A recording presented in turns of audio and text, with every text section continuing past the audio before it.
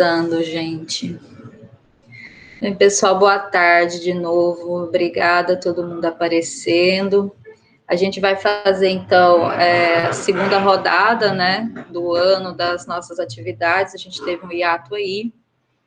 E depois a gente vai precisar planejar como é que a gente vai dar continuidade, porque eu não sei se ainda tem muito mais pessoas para apresentar, né? Então, eu fiquei de entrar na roda também e fazer o debate aí da produção, né? E como vocês sabem, eu havia informado, a última produção que eu consegui terminar, né? Quer dizer, que eu fiz foi a do ano passado, quer dizer, de 2018, que é o pós-doutorado que eu fiz na URGS, na Universidade Federal do Rio Grande do Sul. Eu produzi, escrevi o material em 2018 e em 2019 ele foi publicado em formato de livro pela Edufal, tá aqui a capinha, né? Ainda não está disponível para venda, porque, enfim, aconteceu a pandemia, houve também, depois da Bienal, houve uma parada para corrigir a versão que tinha sido lançada na Bienal, com vários erros, né, várias coisas. Então, na verdade, essa versão corrigida, ele está com as ilustrações coloridas, né. Essa aqui já está pronta, mas está parada lá na Edufal, porque, enfim, está tudo parado. E, assim, retomando o material essa semana, relendo para poder conversar com vocês, eu ainda encontrei mais erros de ortografia aí, mas, enfim, faz parte da vida. Então, assim, esse trabalho, eu confesso para vocês que eu estava um pouco enjoada dele, né? Inclusive, eu estava achando que eu ia conseguir escrever outra coisa para mostrar para vocês, para conversar com vocês antes de voltar, né? Mas aí, nesse recesso, eu consegui escrever só 5 páginas da pesquisa que eu estou começando, que é sobre a documentação do Serviço Nacional de Informação a respeito da Igreja Católica aqui em Alagoas. É uma documentação que está disponível no Arquivo Nacional. É a documentação da espionagem, né? Então, como que eles vigiavam aqui a igreja e vigiavam os agentes religiosos, os padres, né, que estavam envolvidos com lutas sociais ou com algum movimento social. Então, em 64, essa galera foi processada pelos militares, e aí a gente tem os inquéritos, e aí eu estou tentando trabalhar aí com eles. Mas eu não tive tempo hábil, enfim, nem cabeça para conseguir avançar muito nessa pesquisa ainda. Isso está a passos ainda engatinhando. Então, vamos retomar aí o pós-doutorado, né? Então, pós-doutorado, aí vocês têm a apresentação, eu vou passar aqui para falar algumas coisas sobre ele, né? Então, esse trabalho, ele praticamente começou porque eu consegui acesso aí na Hemeroteca Digital Brasileira do Hebdomadário, o semanário A Fé Cristã, produzido em Penedo aí entre 1902 e 1907. Esse jornalzinho, ele estava bastante esquecido, porque como a gente não tem acesso a ele fisicamente, praticamente a gente não sabia que ele existia, né? O pessoal que estava trabalhando com imprensa, olhando a hemeroteca digital, vira e mexe, dava de cara com ele, mas eu acabei tentando sistematizar alguma coisa, algum estudo a partir dele. Então, a gente estava, assim, envolvidos com projetos, o pessoal do PIBIC trabalhando no século XIX, tinha já o trabalho do Márcio Manuel, o César mesmo, o pessoal trabalhando com o período aí do primeiro bispado, né, com Dom Antônio Brandão, e então esse interregno aí, esse momento de transição entre Império e República, acabou sendo interessante de observar a partir dessa imprensa católica, né, uma imprensa bastante militante e bastante ativa em Alagoas. A gente conseguiu identificar aí jornais do século XIX e esse jornal em especial aí para os primeiros anos do século XX, né? Os primeiros anos da década de 10 aí do século XX. Então, assim, eu vou passar aqui rapidinho, só para vocês verem algumas coisas, depois eu vou tirar a apresentação. Então, o projeto, ele tinha o título de A Fé Cristã, Imprensa Católica entre os combates pela fé e as relações de poder em Alagoas, 1900-1912. Ele começou como projeto, né, para ser supervisionado pelo Luiz Alberto Grijó, lá do Departamento de História da URGS, mas no resultado do livro eu mudei o título, então, para a Imprensa Católica na Primeira República, né, História Social do Hebdomadário Fé Cristã. Então, aí não sei se dá para ver muito bem, mas é só o sumário, né, que vocês têm lá. Eu mandei o material inteiro para vocês e havia sugerido só que a gente discutisse o capítulo 3 e o capítulo 4, né?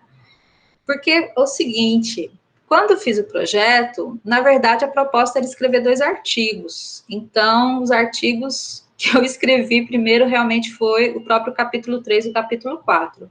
Conflitos religiosos e visões de mundo na fé cristã, onde eu faço a discussão aí sobre a questão da demonização do outro, tentando pegar o debate sobre as relações étnico-raciais, a perseguição religiosa as campanhas de perseguição, né, de difamação que o jornal católico faz em relação às outras religiões, tentando ver isso correlacionado com os discursos raciais, e dando aí exemplo dessa problemática que se junta lá na queima das Bíblias, né?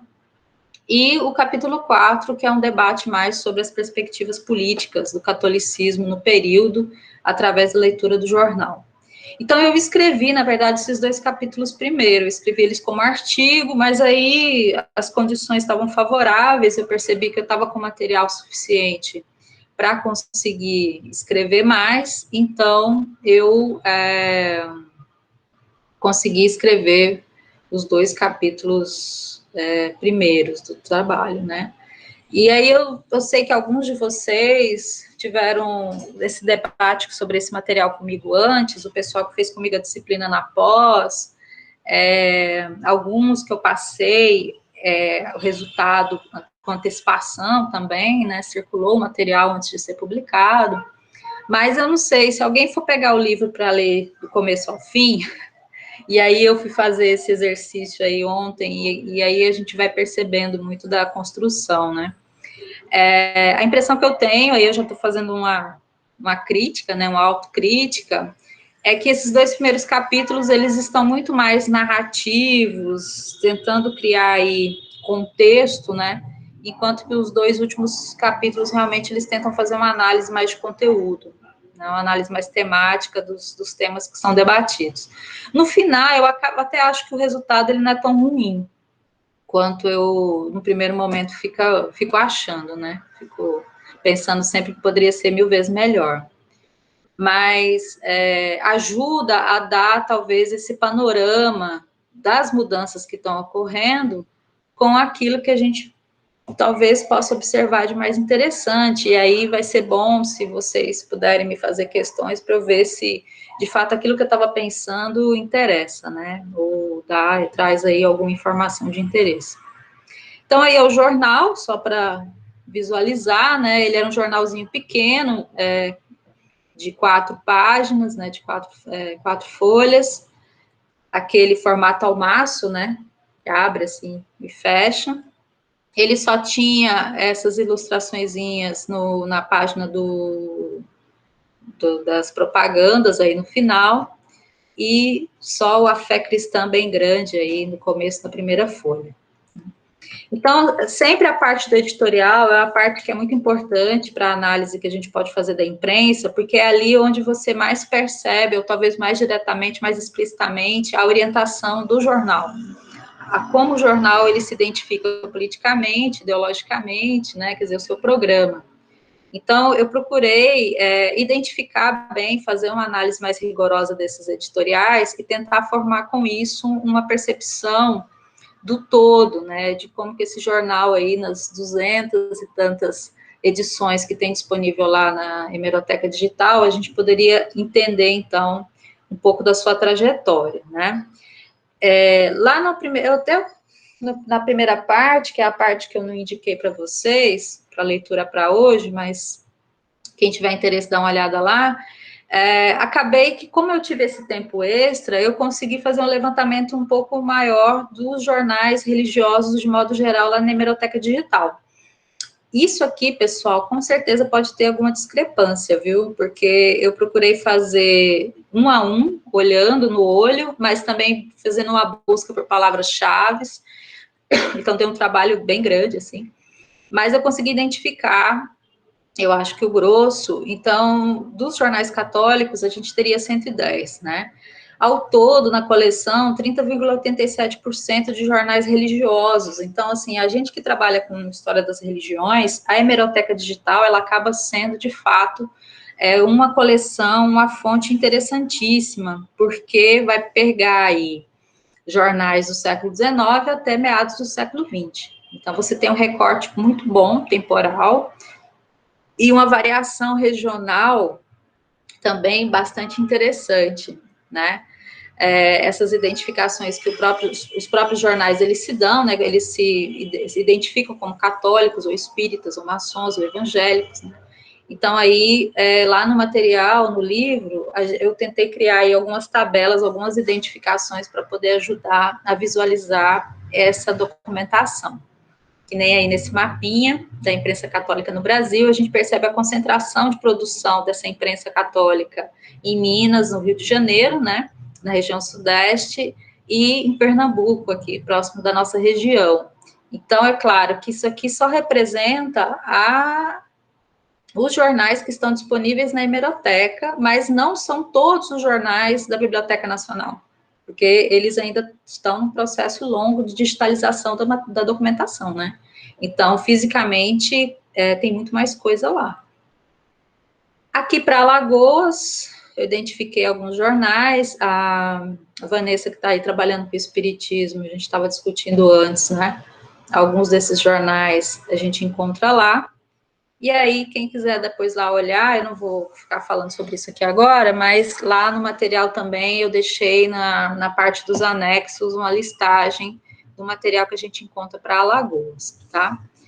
Então, assim, aqui no tema dos editoriais, que eu estava mencionando antes, que é importante de observar, esse gráficozinho aqui eu acho ele lindo, né? Eu fico mostrando ele, mostrei ele várias vezes aí, desde a época do projeto ainda, porque tentando qualificar e classificar as temáticas dos editoriais, eu consegui mapear e perceber o quanto que no início, né, o gráfico amarelo, né, a coluna amarela que identifica os textos que se referiam a uma discussão de combate a outras religiões, a outras crenças. Então, assim, os editoriais, eles eram voltados especialmente para esse assunto, né, para combater o outro, né, combater as outras religiões. Então, eu consegui perceber, fazendo esse levantamento, que o jornal, ele começa com um impulso muito maior nessa perspectiva do combate, e que depois ele acaba terminando, né, mudando o eixo. Então, a gente percebe nas linhas de tendência bem claramente, né? Se o jornal ele começa mais aguerrido, fazendo um debate mais claro e explícito de combate às outras religiões, ele acaba terminando o seu tempo ali procurando focar muito mais na doutrina católica, no magistério eclesiástico, ou seja, né, falando muito mais sobre a própria igreja, os seus dogmas, as suas crenças, do que necessariamente combatendo as outras religiões. Mas aí lá no texto eu acabo fazendo uma discussão maior sobre isso, né? E a gente sabe que é uma mudança de estratégia aqui. É difícil dizer muito claramente se esse foco ele muda simplesmente porque é importante mudar, é importante você, de repente, focar realmente em si, parar de brigar com os outros, ou porque houve alguma chamada, né, a se comportarem, né. O A Fé Cristã, ele não era o jornal oficial do bispado, mas ele tinha autorização eclesiástica para funcionar, o bispo Dom Antônio havia dado a sua permissão para que o jornal funcionasse, então ele era um jornal lido, né, principalmente pelo clero em Alagoas, muito mais, eu imagino, do que pela população em geral, porque também o jornal ele acabou em 1907, provavelmente porque não conseguiu mais se manter, né? Então, isso é um indicativo de que ele acaba circulando muito restritamente. Então, também o pessoal aqui, a gente, de maneira geral no Brasil, né, é poucos letrados, né? Enfim, aí só para vocês visualizarem também os fundadores do jornal, o cônego Dr. Teutônio Ribeiro e Silva, né? E o Aquiles de Mello, que é o empresário que de fato financiou e teve a ideia de fazer o jornal. É esse senhor de bigodes aí na foto, junto com o filho dele, padre, e a esposa. O Aquiles de Mello, ele era dono da tipografia do jornal O Trabalho, aí no século XIX, de Pão de Açúcar, depois ele muda para Penedo, e lá em Penedo ele vai se juntar com o cônego Teutônio, o padre Teutônio e o Veríssimo, e vão fundar o jornal em 1902. Não vou entrar em muitos detalhes, não, eu queria só mostrar algumas questões mais gerais, porque depois eu quero problematizar já outras questões, né? E aí, duas figuras que também eu dei bastante atenção no material foi o Euclides Malta e do Antônio Brandão, né? Trabalhei no capítulo 2. Aí, essa ideia de que você tem essa relação entre os poderes, poder político, poder religioso, isso perpassa bastante a obra, porque, na verdade, é uma grande questão para a igreja no Brasil nesse momento, né? Então, se a gente tem lá o fim do Império, e junto com a República que nasce, você tem a separação de Estado e Igreja, então é muito necessário a gente compreender como é a acomodação ou as novas relações que vão ser negociadas ou de maneira conflituosa ou de maneira harmoniosa entre esses dois poderes, político e religioso.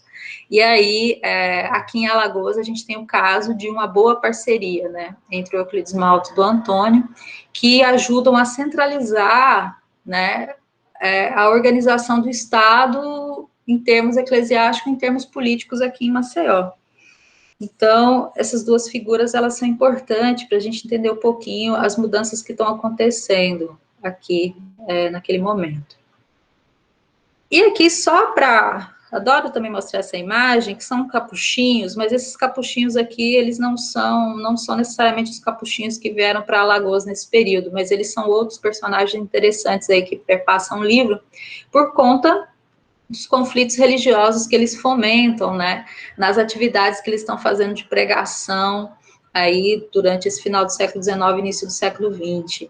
Aqui é um pessoal lá em Garibaldi, no Rio Grande do Sul, em 1908, mas se a gente notar as figuras, são mais ou menos as mesmas figuras que a gente vai ter por aqui, no sentido do estilo, né, serem alguns mais jovens, outros mais velhos, mas que tem essas figuras de serem pregadores, foram chamados, inclusive, apóstolos do fogo, né, porque eles criaram aí vários conflitos, principalmente na perseguição aos protestantes e na queima de Bíblias protestantes aqui em todo o Brasil, mas na nossa região aqui, Pernambuco e Alagoas, de modo especial.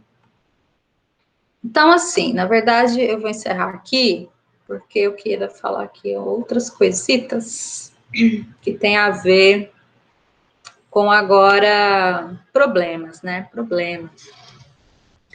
Então, como eu falei para vocês, refletindo um pouco sobre o trabalho, relendo, né, a gente começa a colocar problemas, né? Você lê o texto e fala, poxa, eu fui falar disso aqui, poderia ter falado de outra coisa, poderia ter colocado isso de outra forma. Mas é assim, um trabalho, quando ele termina, ele nunca termina, na verdade. Quer dizer, a gente precisa pôr o ponto final, né? Porque senão o trabalho ele tem a tendência a continuar se reescrevendo, a continuar se escrevendo sozinho, às vezes. E é claro que o nosso olhar sobre um problema, ele às vezes pode ir mudando a partir das referências que a gente tem de leitura até aquele momento, ou por reflexões nossas a respeito, né, de tudo, do contexto, principalmente. Quando eu escrevi esse livro, foi bem ali, quando eu terminei, foi bem ali no final de 2018, quando a gente teve a eleição. E a vitória do atual presidente, que foi uma derrota profunda, né, para o nosso campo político e para o país de modo geral. Então, no texto, eu percebo quanto que o que estava premente naquele momento perpassa algumas reflexões que eu faço, inclusive no encerramento, né, que eu encerro ele de uma forma um tanto esotérica para um trabalho que se diz de história social, mas que, na verdade, eu encerrei numa reflexão sobre temas que estavam me preocupando muito, que são questões, a questão em torno da ideologia, né? Então, vocês lendo o trabalho, o conceito de poder, o conceito de ideologia, como uma visão social de mundo, que eu acabo assumindo a partir da leitura do Michel Levy, em contraposição ao conceito de autocompreensão, que é o que o pessoal da historiografia de história da igreja acaba usando mais, né, que é um conceito weberiano. Isso, é claro que influencia a análise, a interpretação, a explicação historiográfica que eu produzo ali.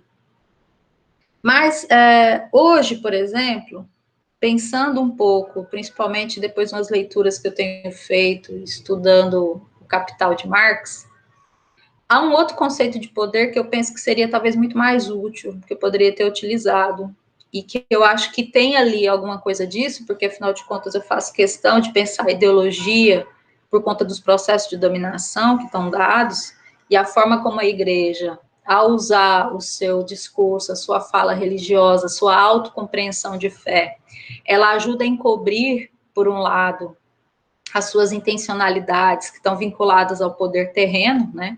A sua necessidade de autossobrevivência, a sua necessidade de manutenção material. Então, isso eu percebo que está ali, mas não fica muito explícito, porque a gente está muito acostumado, a galera tem utilizado muito mais o conceito de poder a partir de Foucault, a questão das relações de poder, e aí eu fico até implicando, às vezes, brincando, né? Eu falei isso com a Ellen, até da defesa da Ellen, né, a coisa no discurso, a gente fica muito nas análises de discurso, porque, enfim, a gente parece que está perpassado, de fato, por um ambiente em que tudo é só discurso, tudo é só narrativa, a gente está nesse conflito de narrativas, conflitos de discurso, disputas que partem simplesmente da fala. Ainda mais agora, no contexto em que você tem um presidente que trabalha com essa dissonância cognitiva, né? Os analistas falam disso, acho que eu cheguei a comentar com alguns de vocês. Que você diz uma coisa para dizer outra, ou você afirma algo desafirmando, né? Então, você diz que está tudo bem, você diz que a cloriquina salva, acaba com Covid, você diz que, enfim, qualquer coisa, né? A glória nem é mais cloroquina, a glória é o ozônio, né, que salva. Então, o que eu quero dizer com isso? Eu quero dizer com isso, se a gente for pensar, se a gente for aplicar o conceito de poder a partir do materialismo histórico, de fato, a partir da leitura marxiana, poder, ele é o quê? Poder na sociedade de verdade é o poder daqueles que podem controlar a forma como a sociedade se produz e se reproduz. Ou seja, né? É um pouco isso, é bom lembrar da Silvia. Quem é que controla, de fato, a forma como a gente se organiza como modo de produção? Eu não estou querendo aqui fazer aquela leitura que só a economia importa, não é isso, né? Porque a leitura marxiana, inclusive, nem é essa. Mas, de fato, quem tem poder na sociedade é aquelas pessoas que fazem com que a gente tenha que acordar, trabalhar de tal forma, a gente tenha que ter dinheiro para poder comprar comida, senão a gente não sobrevive. As relações de trabalho, elas estão de tal forma organizadas que a gente tem que trabalhar dessa forma, né? Então, imagina, eu fico pensando, se eu tivesse aplicado um conceito de poder mais nesse sentido, e menos pensando aquela coisa abstrata das relações, de quem fala e de quem não fala, porque eu não estou desconsiderando isso, obviamente, né? Senão eu estaria jogando também meu trabalho no lixo. Mas eu estou dizendo que o bispo, o governador, quando eles estão ali fazendo o jogo político, organizando aqui, organizando ali, ou quando o jornal, a imprensa católica, ela está defendendo sua ideologia, ela defende também a partir de uma determinada base material, porque ela está assentada em cima de uma base material. Lembrar lá que o jornal ele só existiu porque alguém financiou. Quem financiou? O Aquiles de Melo.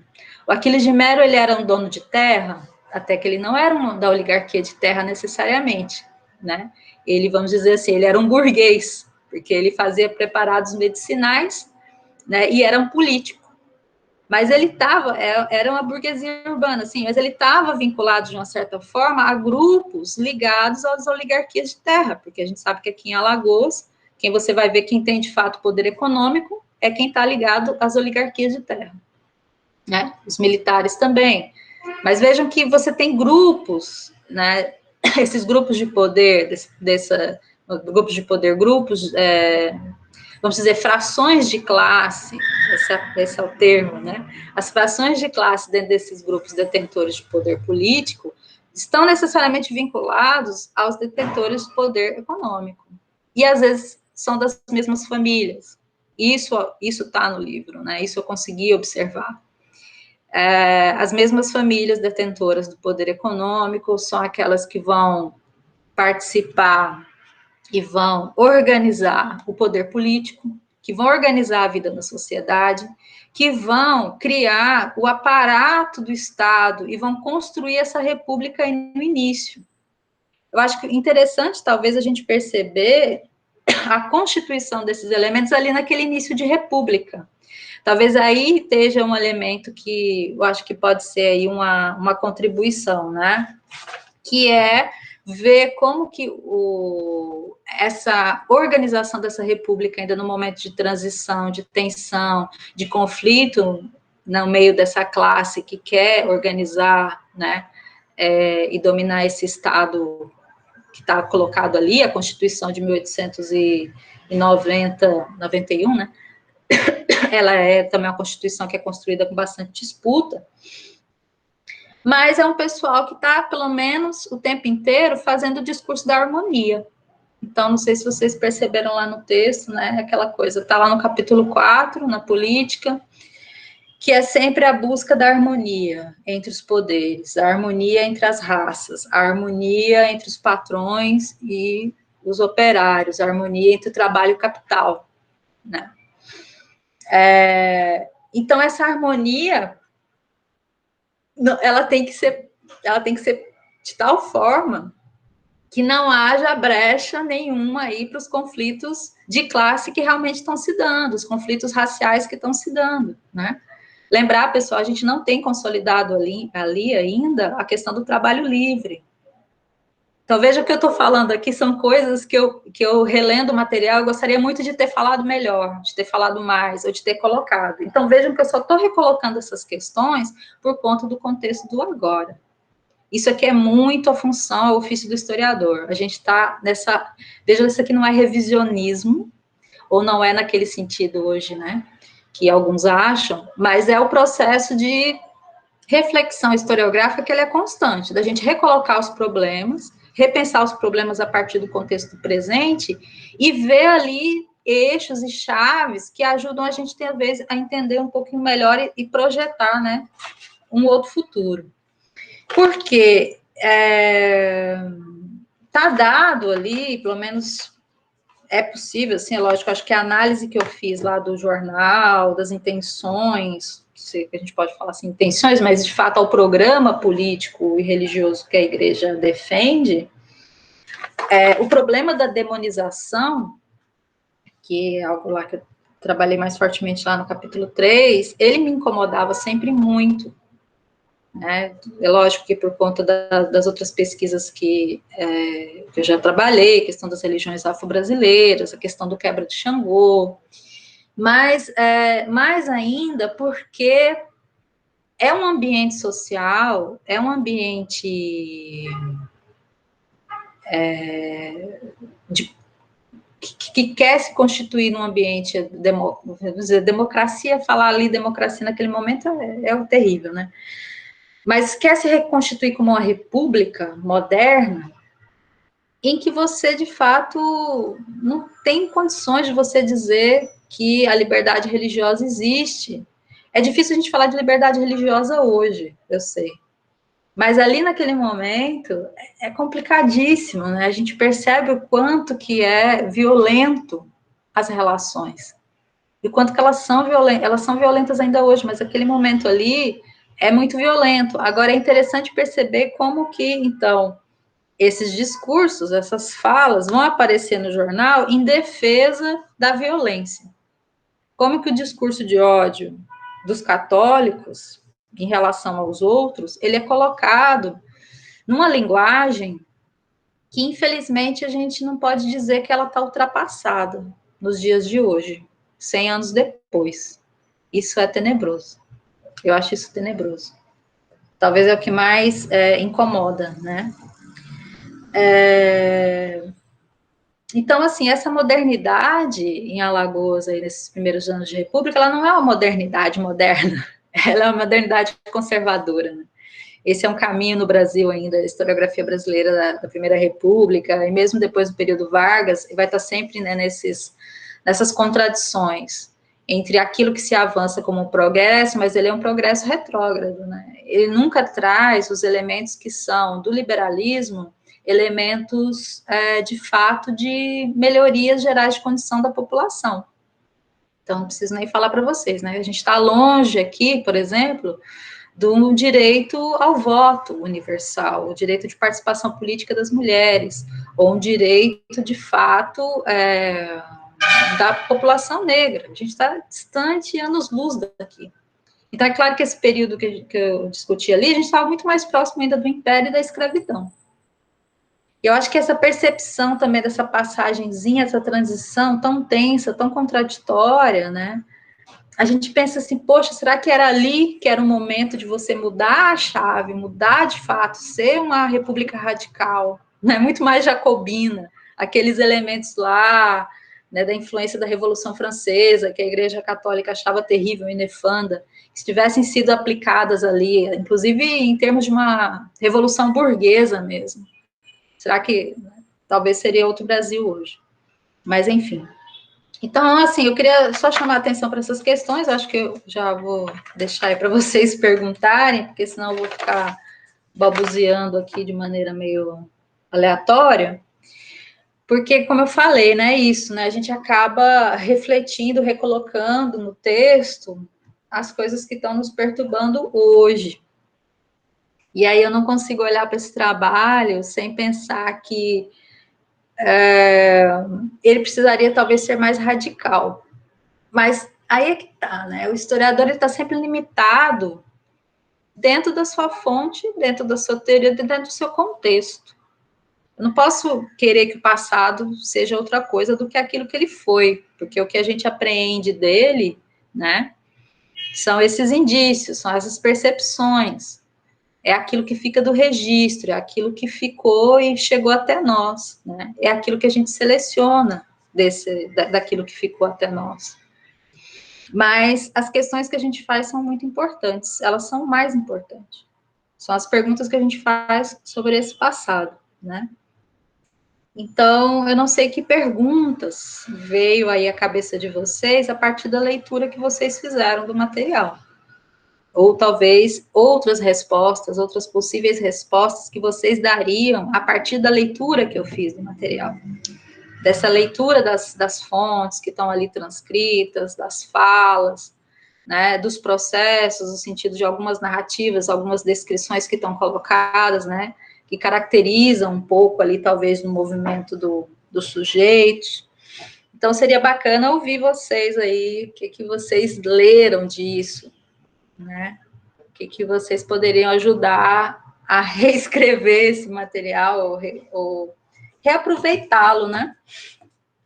Fiquei pensando um pouco, a Ellen chegou aí no nosso curso de extensão lá, o que daria para aproveitar desse material aqui, por exemplo, se eu fosse fazer um cartilha de educação popular, se eu fosse discutir com militantes, com professores, com os movimentos sociais, essa historiografia, né? É aproveitável? Será que tem alguma coisa ali que serve como eu posso instrumentalizar isso para a minha luta política de hoje? Eu posso fazer disso aqui, naquela linha do Paulo Freire, né? Uma chavezinha, uma palavra-chavezinha que vai despertar, vai desdobrar uma série de problemas, né? Quisera eu, espera, quem sabe um de vocês vai dizer para mim que sim, que talvez é possível, dá para aproveitar, dá para a gente transformar isso aqui em um instrumento de luta. Tudo bem? É isso, gente. Por favor, agora não me deixem no silêncio, hein? Façam aí suas perguntinhas, senão eu vou ficar triste.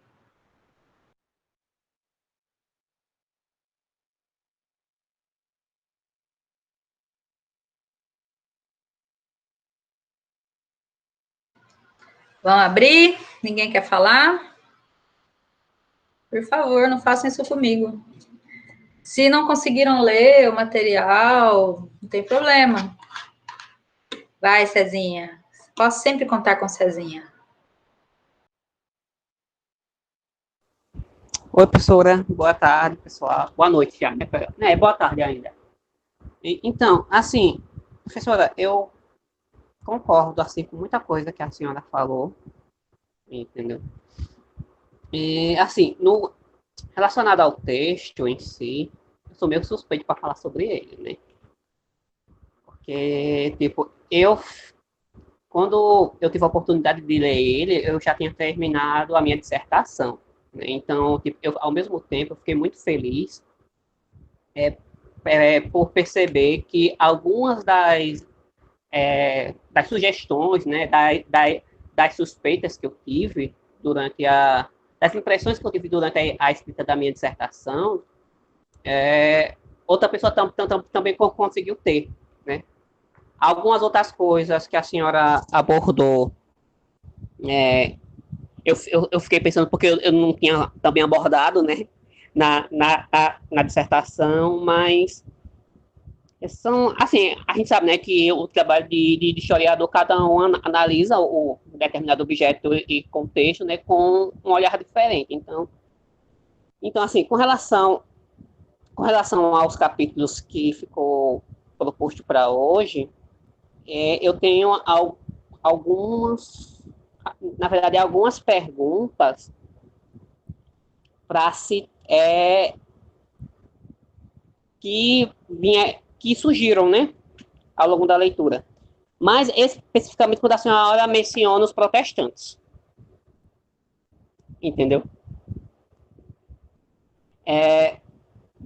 Porque é o seguinte, lá na página 170, quando a senhora está fazendo toda essa discussão sobre a questão da demonização do outro, é que a senhora menciona, né, sobre essa questão, sobre a presença, começa, inicia, né, sobre a presença de protestante.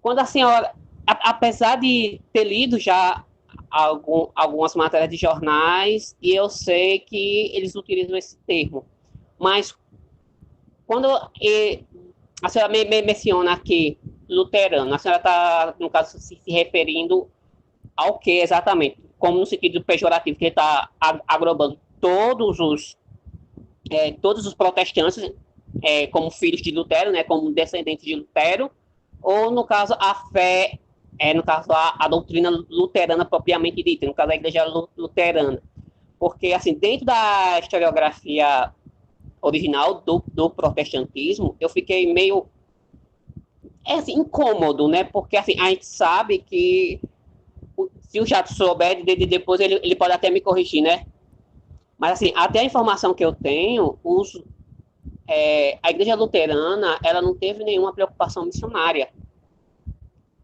entendeu?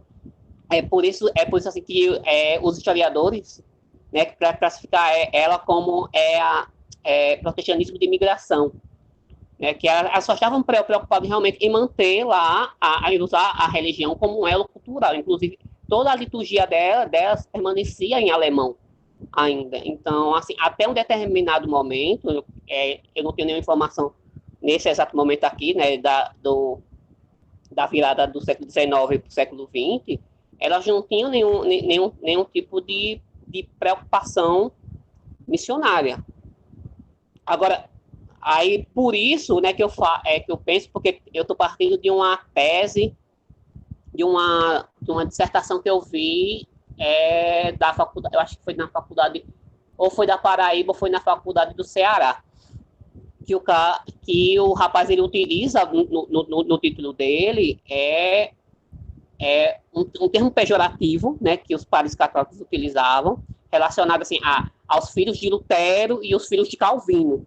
Então, assim, a impressão que passa é que quando lá na fé cristã ele menciona luteranos, ele tá realmente falando no sentido geral, né? Tipo, aglobando todos os protestantes em si. Inclusive, eu posso até estar errado, né? Mas é a impressão que passa. E, no caso, é mais um comentário que eu quero falar, é relacionado a essa questão, a queima das Bíblias, né? Porque tipo, é algo que eu estou cavando atualmente. Inclusive, eu dei uma olhada, ainda estou mapeando, né? Que são muitas informações relacionadas a essa queima da Bíblia lá que aconteceu lá em Recife, a de Recife, mas que teve repercussões aqui. Eu não sei se a senhora encontrou essa informação. Eu tentei procurar numa fé cristã e eu não encontrei lá. Mas, pelo jornal A Província, eu soube que houve uma outra queima de Bíblias aqui. Foi em São Brás. Entendeu? Que aconteceu antes deles ir para Penedo. Mas tipo, eu não encontrei nenhum relato lá no Afé Cristã relacionado a isso. No caso, encontrei o relato lá da Santa Missão, né? A descrição, mas não relacionado a essa queima de Bíblia lá em São Brás. E, no caso, isso no caso, já prova, não prova, né? Mas indica que realmente houve um combate sistemático, né? Porque em 1903 ocorreu duas queimas de Bíblia sistemáticas em Recife, uma em fevereiro e uma em setembro. Supostamente em 1904 aconteceu duas aqui em Alagoas, e isso no caso é que a gente tem informação. E tipo, são questões que precisam ser realmente mais exploradas, mais cavucadas. E o que me chama a atenção, realmente, né, nessa questão da queima de Bíblias, é a participação da população. Eu tiro isso por causa olhando relacionado a forma como se organizou lá em Recife, né, a Liga Antiprotestante, né, partindo disso, né, que pelas informações que eu tenho até então, tinha grande participação de gente da elite, inclusive alguns membros, posteriormente, após a Liga ser desarticulada, na década de 30, eles formaram o ciclo operário, o primeiro ciclo operário de Pernambuco. Ou seja, de certa forma, eles continuaram atuando, né? E alguns deles se pertenciam às classes mais privilegiadas. Tinha desembargador, tinha fazendeiro, ou seja, já articula mais ou menos o que a senhora estava tentando falar, né, sobre essa questão da base material, né? Eu acho que é só isso. Obrigada, César. Pois é, o Cezinha tá um historiador muito minucioso. Então, César, a questão do luterano, eu coloquei aqui porque há uma referência, mas eu estou parecendo já aqueles historiadores que falam as coisas no conto à fonte, né? Porque eu li, agora eu não vou lembrar em qual jornal, não sei se foi no A Fé Cristã, eu acho que não, foi um outro jornal, eu não sei se foi o jornal lá no boletim do Ponto Santo Antônio, que mencionavam a visita de um missionário, eles chamavam de missionário luterano, mas que era do sul e que estava passando por aqui, pelas Alagoas. Eu deveria ter anotado isso, colocado na nota de rodapé, mas foi daí que eu tirei a palavra luterano, porque foi uma classificação que deram. Obviamente, pode ser que essa classificação esteja errada, né? Já que aí a gente sabe realmente, de fato, essa historiografia do protestantismo, que tem a questão aí dos luteranos da migração, de missão. Mas há essa referência, né? Então, assim, me falta ela na memória e me falta ela, talvez, tem que procurar nos registros para ver essa referência direta aqui, para te falar. né, que andava nesse período por aqui. Então, é o mesmo período, que era exatamente o período do debate que eu estava vendo entre o Pão de Santo Antônio e a fé cristã, né? Então, eu fico devendo. Em relação à queima das Bíblias, essa queima de São Brás, se eu não me engano, eles mencionam, mas não é na menção indireta do jornal protestante, eu já nem lembro mais, não. Mas que eu também tenho na cabeça que há essa menção dessa queima em São Brás. Talvez não com tantos detalhes, né? Enfim, eu acho que você tem que pesquisar mesmo, ir atrás, você está aí, né, batalhando no projeto do doutorado e está criando aí nesse tempo de preparação, você está com um material bem mais rico, bem mais detalhado, mapeado, com a discussão da historiografia do protestantismo, né? Muito, muito melhor do que eu fiz, porque na verdade nem era minha intenção fazer mesmo, né? Então acho que você tem que ir atrás e cobrir esses elementos todos. Porque o que estava me interessando na queima, além dela em si, do fato de demonstrar essa violência simbólica, que na verdade ela não é tão simbólica assim, porque ela fere, né, as pessoas, ela é algo concreto ali, que está dado, né? Que isso gerava um ambiente e criava uma situação em que isso era parte, né, do elemento social daquele conflito ali. Que depois lá no Quebra de Xangô você vai ter uma reprodução disso, é um modus operandi, vamos dizer assim. Há uma normalização, de fato, né? É uma forma de operação que a Igreja Católica ela aplicava, mas ela estava aplicando isso secularmente há muito tempo, né? Então ela é, vamos dizer assim, a ponta de lança de processos de inferiorização do outro, de demonização do outro, né? Que você tem um momento que chega a essas vias de fato.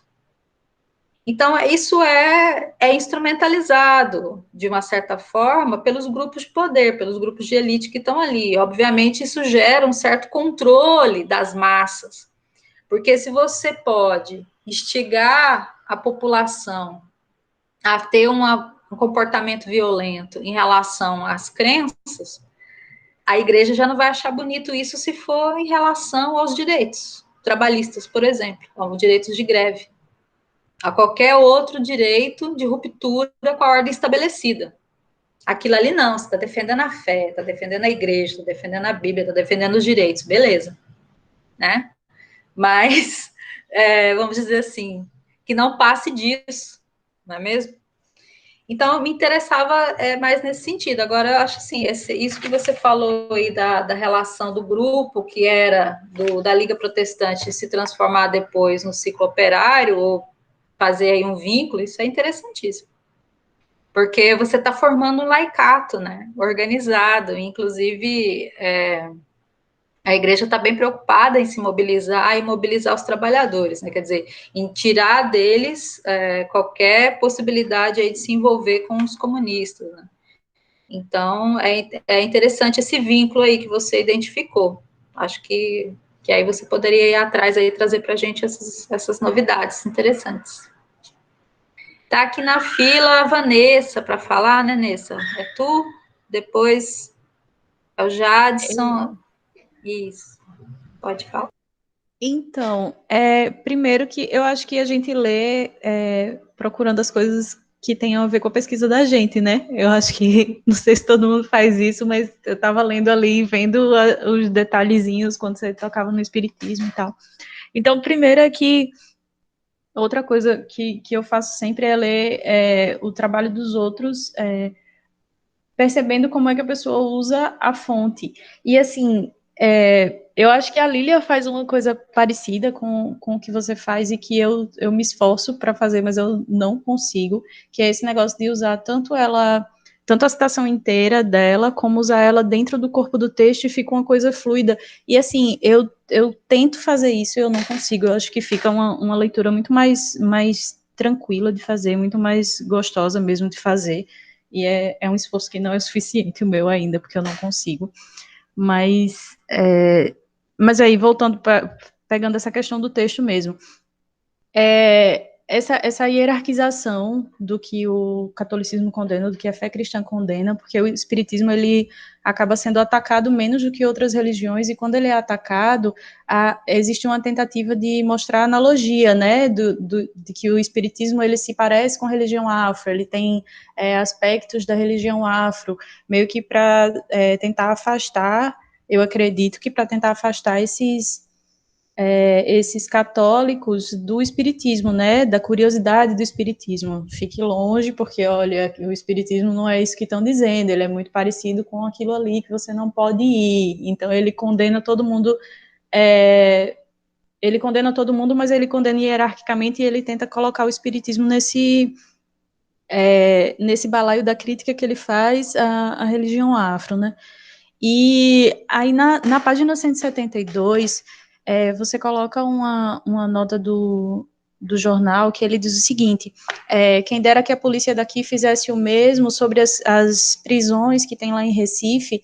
E aí eu fiquei pensando, e eu queria que você, não sei, que você falasse mais sobre isso, porque eu fiquei pensando, o que se indicaria essa vontade de que a polícia daqui fizesse o mesmo da de Recife? Porque como eu estou nessa de analisar as prisões e se existiram ou não, eu fiquei pensando se tinha, mas não era o suficiente, porque eles queriam que prendesse todo mundo, ou se realmente isso é um indicativo de que não existiam essas prisões. Enfim, eu fiquei pensando nisso. E a outra coisa que, não sei se você pode falar mais um pouco, é sobre esse envolvimento do catolicismo nas questões educacionais, porque eu percebi na minha pesquisa que surgiram escolas com um aspecto que, enfim, era organizado por centros espíritas e tal, e que o Lá São Domingos, inclusive, ele começou como uma escola espírita, e que os pais reclamaram, porque, enfim, era um ensinamento religioso espírita, e aí a federação disse que os pais estavam lá botando os meninos para estudar de graça e não tinha que se meter no que era ensinado na escola, né, então que... E assim, aí eu fiquei pensando quando você fala, né, no capítulo 4 sobre esse envolvimento nas questões políticas, e você cita essas questões educacionais, né, aí eu fiquei pensando nisso também. Se você puder falar mais um pouquinho, eu agradeço. Obrigada, Nessa, pelas perguntas. Então, sobre as prisões, é claro que há um tanto de retórica também nas falas, mas para o pessoal ali dessa imprensa católica, e não só da católica, né? Como eu falei, se você pegar e comparar essa chamada de prisão do jornal católico e comparar com o jornal de Alagoas, depois, por exemplo, você vai ver que não é muita diferença, não, né? Eles falam mais ou menos da mesma forma, e é claro que a insistência do argumento religioso no jornal católico ele é um pouquinho maior, mas é sempre aquela junção entre a igreja que demoniza e o Estado que criminaliza. Então, essas duas coisas, elas são umbilicalmente conectadas, né? Esse reforço identitário, ideológico da igreja dizer que a igreja católica, ela é a alma da nação, ela é a identidade da nação, né? O cristianismo, ele que construiu a pátria, ele que trouxe a civilização, ele cria toda uma lógica de justificação de que esses valores cristãos, eles perpassem a organização jurídica do Estado, a organização total da sociedade. A gente sabe que é isso. É claro que, se nem no período imperial as coisas funcionavam da forma, talvez, como a igreja, ou alguns da igreja gostariam que funcionasse, ali na República também não. E ainda mais sobre a questão dessa liberdade religiosa, né, que a gente sabe que ela está na letra da lei, mas ela não funciona bem na prática. Então, na verdade, esse chamamento para as prisões é sempre um chamamento para que você tenha mais vigilância, né? É claro que Penedo, a gente pode imaginar o quanto que talvez ali funcionasse a coisa da mesma forma como aqui em Alagoas a gente vê. Você vê que para ter o quebra de Xangô foi necessário uma campanha de difamação e foi necessário a articulação de um grupo que fosse fazer o quebra, os combatentes lá, né, os republicanos lá do Manuel da Paz. Então, você precisou ter uma articulação e uma organização para isso. Ali, você está dependendo mais ou menos da vontade pública. A coisa é um pouco mais solta, né? Está um pouco mais solto, assim. Então, esse chamamento, ele vai ficar mais rigoroso à medida que você tem uma pressão aí para que isso aconteça.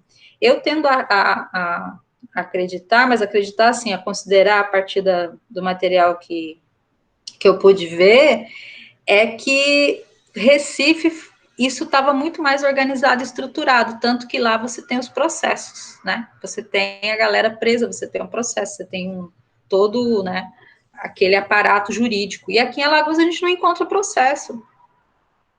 Então, isso pode ser, de fato, um indicativo daquela grande dúvida que a gente tem ainda em relação a isso. Essas prisões, elas não aconteciam assim tão bem.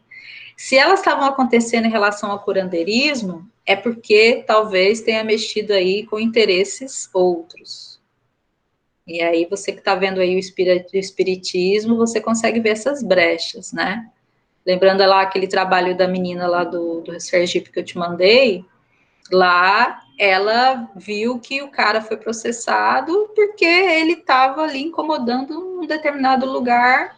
Você tinha um grupo, né, dos médicos ali que identificavam ele como um concorrente. Então, com quem que o caboclo Gabriel está concorrendo? A não ser a Igreja Católica. E o que de fato representava essa concorrência? Talvez não representasse muito. Aquilo ali, o discurso do padre, ele podia servir muito bem, porque ele está cumprindo a função dele, de tem que falar mesmo contra, né, feitiçaria, bruxaria, não sei o quê, não sei o quê. Mas ali na base social dele, isso não estava mudando muita coisa. De repente, se o caboclo Gabriel começasse a tirar clientes de algum doutor mais importante, a coisa ficaria diferente, né? E aí, enfim, é difícil falar muito sem mais indícios, não é? Ainda mais que a gente só tem esses poucos indícios.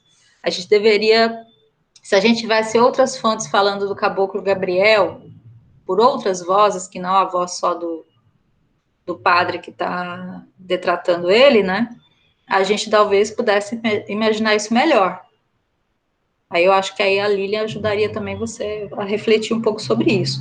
Eu acredito ainda, a não ser que a gente um dia vá encontrar de fato um processo lá no arquivo do judiciário, que essas prisões elas não aconteciam assim. Ou quando aconteciam era aquilo, acontecia, prendia, deixava lá de castigo, tomava uma grana da galera e depois soltava. Talvez você vai precisar mesmo ir lá para o TJ e acampar lá, porque talvez essa fonte um dia apareça, né? Enfim, aí sobre o catolicismo na educação, cara, isso aí já é uma grande questão. Aqueles trabalhos do Elcio Versosa que fazem lá, né, fazer a história da educação em Alagoas, eles destrincham muito mais essas relações aí. Porque eu não peguei, você tem lá no Fé Cristã, se você quiser até eu te passo do meu fichamento, todas as notícias que você está falando sobre educação, sobre a questão da educação. Porque tem que lembrar o contexto onde você está tendo aí nessa república todo o debate sobre o entorno do ensino público, né? Que esses padres só, né, os positivistas estão disputando com eles e não pode ficar só mais na mão dos padres o ensino. É que estruturalmente aqui em Alagoas você, enfim, foi a vida inteira os padres, né? Você vê que depois é que chega um grupo como os espíritas ou os protestantes que vão ter estrutura e condições econômicas para implantar seus colégios, as suas escolas, né? Então, o catolicismo, ele está nessa concorrência, ele está começando a ver chegar a concorrência em termos da educação e ver o que isso significa em relação à Constituição. Né? Então, é essa disputa. Agora, você teria que ir pegar talvez mais no detalhe o trabalho lá do Elcio Versosa, a Gabriela Torres, na dissertação dela, tentou mexer um pouquinho com isso, o Pedro, do PIBIC, né, o Pedro Lucas, ele está mexendo com anarquismo, e aí ele bateu na questão da educação. Veja que ele estava procurando anarquismo. Aí a igreja faz toda uma associação, que é bem nesse mesmo discurso, né? Como a educação, essa educação laica, ela vai abrir o caminho para a perda da fé, a desordem, porque vai levar as pessoas a né, a fomentar a revolução, né, a fomentar a crítica, essa crítica vai desestruturar, vai quebrar a unidade, e aí você tem a vitória aí da revolução. Então, é claro que ele sabe como é estratégico, como é necessário você ter esse controle da educação. Isso é fundamental, né? Não é à toa que escola sem partido, aqui em Alagoas, a Igreja Católica estava lá, né? Questão do gênero, botando lá o seu apoio a um projeto que cerceia a liberdade do professor em sala de aula. Depois eles viram que era um equívoco, porque você está limitando, inclusive, a presença deles nas escolas, né? Então, é muito estratégico, é muito importante esse tema. Mas, assim, eu não acabei nem só realmente me passa ali no debate que eu estou fazendo a coisa da política, mas daria um capítulo só sobre a questão da educação, com o material todo que eles escreveram lá e defendiam. Então, é muito mesmo a questão da igreja não poder participar do ensino, esse ensino ser laico, né? Coisa que até hoje a gente ainda briga também em relação a isso. Tudo bem? Não sei se eu respondi, mas é o que deu. Aí a Lília quer falar também, Jadson? Não sei quem pediu primeiro a palavra.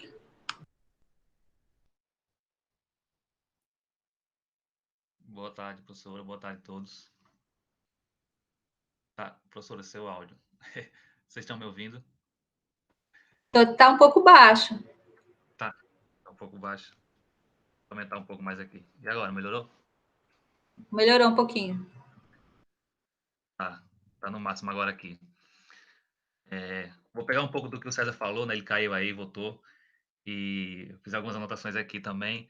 E na disciplina, né? Quando a senhora disponibilizou o texto, né? Eu falei que é sempre bom e oportuno, né? São raras vezes que a pessoa tem a oportunidade de conversar com o autor, né? Então é sempre bom explorar o autor, porque são raras as vezes que a gente conversa com ele, né? Mas começando pela questão do que o César falou sobre o luterano, eu compartilho com ele essa observação que ele fez, que eu também cheguei a fazer, né? E a senhora colocou presença dos luteranos, né? Nas fontes que a senhora descreveu, as fontes descreve assim, propaganda luterana, e a outra é doutrinas luteranas, né?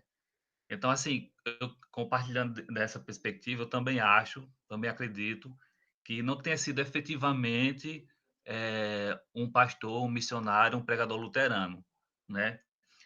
Mas, não há indícios, pelo menos até onde eu pude ler sobre biografia, sobre luteranos fazendo essas missões, né, de propagação da fé. E a senhora citou, né, durante a sua fala, outro trecho de outra fonte, que ela fala, essa fonte fala Luterano do Sul, não é isso? Esse também demonstra um indício de que não pode ter sido realmente luterano também, porque foi aqui em Alagoas, não é isso? Que ele fala, Alagoas, Pernambuco, esse Luterano do Sul. Na verdade, essa referência mencionava que algum luterano do Sul teria chegado até Alagoas. Então, é claro que isso é indireto, é conversa. É bem mais provável que você e César tenham razão e que, de fato, seja uma forma como o Jornal Católico se menciona a eles do que, de fato, luterano. Mas, como eu falei para vocês, não era tanta a minha preocupação assim, a ir Sim. atrás disso. Agora, é claro que é importante a gente ser preciso e não cometer erro anacrônico, né? Então, isso é um anacronismo, isso merece uma correção, né, no texto. Aí, se a fala dessa fonte, no caso, partiu aqui do Nordeste, né? A gente está pensando na geografia aí, antes do IBGE qualificar o Nordeste como Nordeste, né? Era pensado Norte e Sul, né? Então, se essa fala partiu do norte do país, né, Pernambuco, Alagoas, provavelmente a pessoa está se referindo não exatamente à região sul, que a gente compreende hoje como o sul, né? Mas ao sul do país. Então, aí poderia ser São Paulo, Rio de Janeiro, Minas Gerais. Então, o sul caracteriza, nesse caso, aquilo que está geograficamente abaixo do que a gente compreende como a região Nordeste, né? Bem, esse é o ponto, né? Sobre a questão do luterano.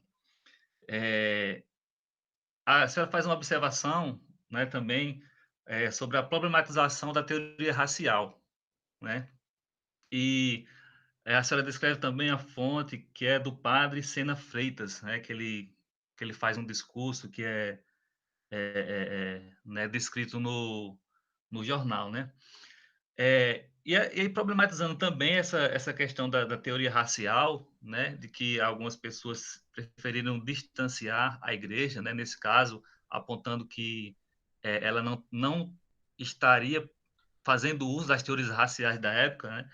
Eu problematizando também, eu percebo ou eu compreendo que há uma aproximação das teorias raciais da época, inclusive naquele longo trecho, né. A senhora percebeu uma hierarquia, mas eu percebi um discurso com um caráter evolucionista, né? Eu tenho essa percepção, né? De que o discurso ele foi construído baseado, ou pelo menos pensado como pano de fundo na teoria, né, do darwinismo social. Eu fiquei com essa impressão aí, né? Pode ser que não, mas eu fiquei com essa impressão, né? A questão das Bíblias falsas, né? Que a partir da sua disciplina eu fazia algumas pesquisas, né? E aí saiu naquele textinho lá que como a gente sempre tem que melhorar, né? Mas a minha percepção, né, é que esse discurso ele se fundamenta na quebra, no caso, na quebra ou na desconstrução dos pilares do que é o protestantismo, que nesse caso é a Bíblia.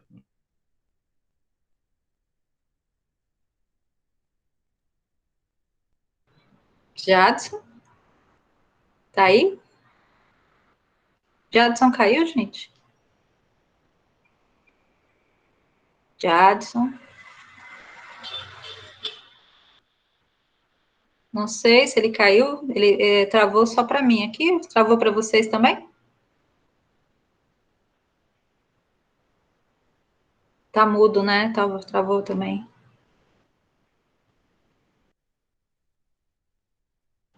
Daqui a pouquinho ele volta. Não é, Jadson? Eu acho que não adianta eu responder, né? Se ele não estiver presente. E agora? O que nós fazemos? Passa para a Lília e depois ele. Passa para a Lília, então. Aí quando ele voltar, eu respondo as questões dele, tá? Porque ele não terminou, na verdade. Pode ser, então, Lília, por favor? Pode sim. Boa tarde, oi, professora. É muito difícil eu criticar um texto ou fazer tantos outros comentários quando eu leio e eu só concordo, né, minha gente? É muito complicado isso. Mas eu tenho umas perguntinhas para fazer. E antes eu vou fazer um comentário sobre o Caboclo Gabriel, que Vanessa tinha comentado também, né? Que a gente não tem muita fonte, assim como a gente também não tem tanta informação do tio Félix e de tantas outras personagens.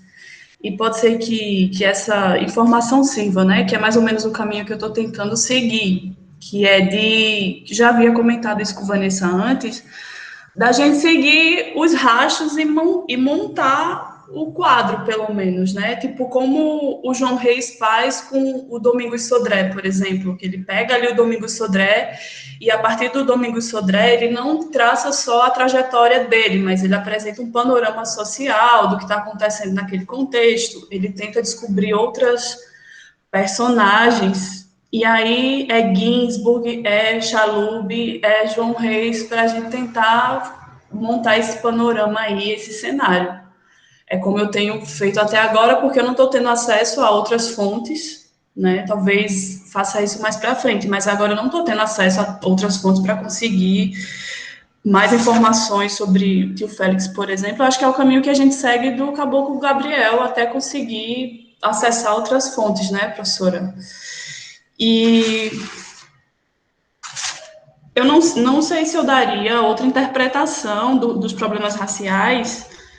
Eu me detive mais no terceiro capítulo, e eu acho que eu não daria outra interpretação para os problemas raciais, a perseguição aos africanos, as práticas afro-religiosas, porque Quando eu estou ali no século XIX, o que eu observo é praticamente a mesma coisa, né? Que é a demonização da igreja e a criminalização do Estado. Estão ali trabalhando juntas. A gente tem a ruptura Estado e igreja, mas elas não deixam de estar juntinhas lado a lado, juntinhos lado a lado. E a professora demonstra isso também. E eu vou ser logo mais direta, porque eu quero que a senhora fale só mais um pouquinho dessas analogias entre os cultos afro e o protestantismo, só para me orientar mais um pouquinho desses elementos que a senhora coloca, e dessa diversidade de editores do Fé Cristã, do jornal, e das opiniões acerca das práticas africanas, que a senhora disse que não havia um consenso exato, embora as publicações fossem no sentido sempre pejorativo, mas não há exatamente um consenso dessas publicações. E aí são essas três coisinhas que eu queria saber um pouquinho mais, dessas analogias entre o protestantismo e os cultos afro, essa diversidade dos editores e de não haver um consenso entre essas publicações, que eu imagino que está relacionado mesmo com essa diversidade de editores. Mas aí eu quero que a senhora comente mais um pouquinho. Se surgir mais alguma pergunta, eu vou fazendo. E é basicamente isso. No mais, Obrigada, querida. qualquer elogio por aqui é suspeito. Nada, é muito gentil da sua parte, porque, é claro, os defeitos tem, né? A gente procura ter e encontra vários. Assim, na questão dos problemas raciais, eu não sei, o Jadson não voltou, era bom se ele tivesse voltado, porque, na verdade, é difícil você falar que o padre Sena Freitas ou os outros, eles fossem darwinistas, porque, na verdade, eles combatiam o darwinismo, né? Mas é claro que uma perspectiva evolutiva, ela poderia estar subdada ali, porque, na verdade, essa hierarquização que ele dava lá na temática, né, ela é muito dada a partir da relação social, que é quem é vamos dizer assim, o extrato mais baixo na sociedade, né, o escravizado, o negro. Então, ele usa essa estrutura toda, né, mas numa perspectiva religiosa, então pode ser também que essa hierarquização, ela parta de uma perspectiva do politeísmo para o monoteísmo, então pode ser um outro eixo. Agora, para a gente falar isso com mais propriedade, teria que analisar mais outros escritos do padre Sena Freitas. Mas a questão é que as questões raciais, eu estou fazendo o debate ali, é com a Emanuela de Souza, que estava dizendo que os intelectuais católicos, eles não eram racistas, é isso que ela quer dizer, eles não estavam ligados a teorias racistas, porque eles achavam que as características eram dadas por Deus, então você não vai questionar essa natureza, se as pessoas são diferentes, é Deus que fez assim, então isso não tem problema. A questão é que uma coisa é algum intelectual utilizar esse argumento, e aí quando eu coloco lá o texto do historiador lá do Conde, né, de Afonso Celso, que vai fazer todo aquele discurso da harmonia das raças, porque a escravidão no Brasil aqui foi uma coisa muito, né, muito mais tranquila que nos Estados Unidos, e é sempre com essa comparação com os Estados Unidos, isso não escapa que, na verdade, você tenha textos racistas, porque o racismo ele é estrutural, ele perpassa as relações, ele está dado ali. Não é que você, vou dizer assim, o padre ele é conscientemente racista, o editor do jornal ele estava sendo conscientemente racista. O racismo ele está presente, não tem como escapar. Às vezes, inclusive, quando você vai dizer que pessoas de diferentes cores estavam lá juntas com o padre, irmanadas, né? Então, o problema racial, ele vai aparecer porque ele está dado na sociedade. Então, é claro que, e aí eu tento explicar isso lá, poderia ter explicado talvez isso de maneira melhor, né? Quando você tem, e aí a pergunta da Lília sobre a diferença dos editores, vejam que uma coisa é o texto que foi escrito pelo padre português, né, que eles reproduzem aqui, ou pelo padre editor lá, que era doutor em cânones em Roma, e ele lá tenta fazer o texto. Outra coisa são as cartas que são enviadas pelos leitores, ou por outros colaboradores, né? Então, vocês veem que eu coloquei lá uma lista no início na introdução, uma lista de pseudônimos e autores que escreviam, mas eu não fui atrás de todo mundo. Eu não tinha tempo nem para fazer isso, na verdade. Mas, né, não fui atrás. Só alguns que eu consegui mapear, porque estavam já mapeados por outros, né? Aí eu consegui identificar. Mas aí, uma coisa é você ter um texto, por exemplo, que nem aquele que eu usei, que é um conto lá do Engenho de Fogo Morto, onde você vai falar que os senhores, eles machucavam os escravizados e tal, e você tem lá a história de um engenho amaldiçoado por conta da maldade. Então, vejam que tem ali todo um moralismo cristão dos senhores maus, que praticavam maldade lá com seus escravizados.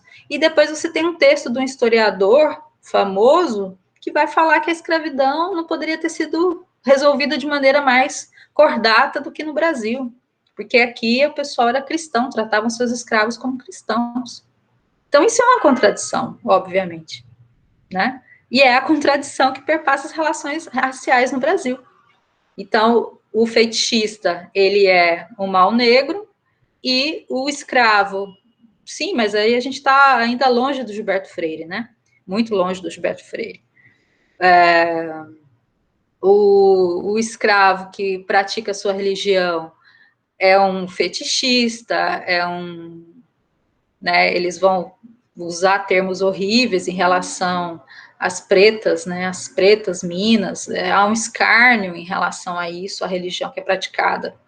Mas aquele que pega o seu rosário e reza e que sofreu na pele a escravidão, né, isso, veja, pobrezinho, coitadinho e tal.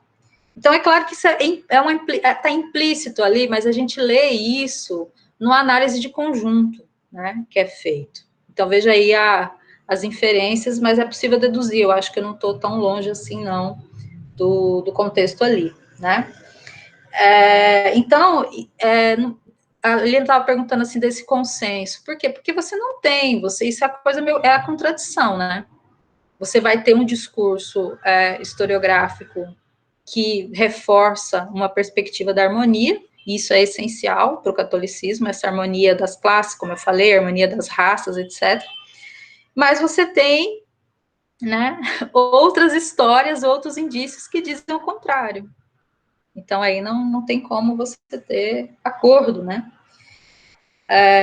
E aí, essa analogia sobre os cultos afros e protestantismo, então, não é que tem muitos textos que vão fazer isso explicitamente.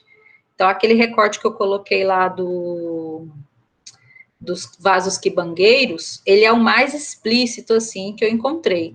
Mas se você tiver paciência, pegar todos os textos que eles escreveram, e eu também tenho isso mapeado na tabela de Excel, posso mandar para você se divirta. Você vai ver como que eles reproduzem determinados argumentos em torno do protestantismo, em torno do espiritismo, em torno das religiões fetichistas. Mas isso também, ele tá nuançado em várias outras falas, em vários outros momentos.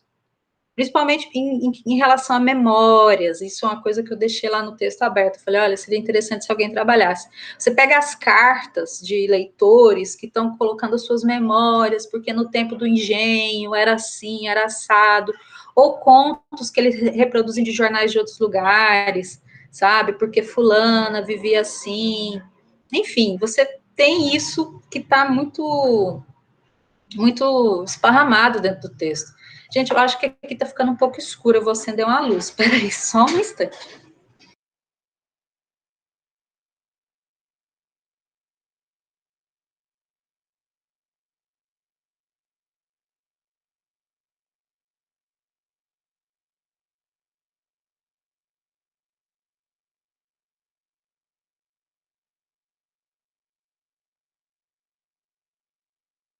É preciso peneirar mais, então, porque, como assim, gente, são 200 edições, né?